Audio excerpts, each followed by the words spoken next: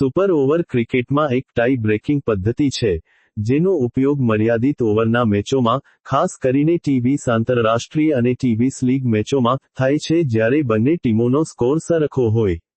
શ્યામકુમારના નમસ્કાર, આજના વિડીયોમાં આપનું સ્વાગત છે. તો ચાલો આજે પણ મેળવીએ નવી જાણકારી, પણ ચેનલને સબસ્ક્રાઇબ કરવાનું ભૂલતા નહીં. સુપર ઓવર કઈ રીતે કામ કરે છે?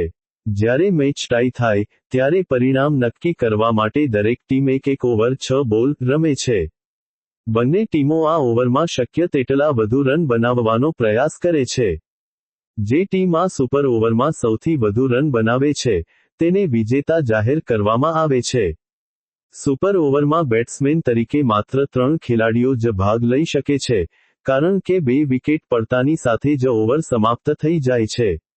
નિયમમાં ફેરફાર: જો સુપર ઓવર પણ ટાઈ થાય, તો નોકઆઉટ અને દ્વિપક્ષીય શ્રેણીની મેચોમાં વિજેતા નક્કી ન થાય ત્યાં સુધી વધુ સુપર ઓવર રમાય છે. અગાઉ, વધુ બાઉન્ડ્રી મારનાર ટીમને વિજેતા જાહેર કરવામાં આવતી હતી, પરંતુ આઈસીસીએ 2019માં આ નિયમ બદલ્યો. તાજેતરમાં, ભારત અને શ્રીલંકા વચ્ચે એશિયા કપ 2025ની સુપર 4 મેચનો નિર્ણય પણ સુપર ઓવર દ્વારા આવ્યો હતો, જેમાં ભારતે જીત મેળવી હતી.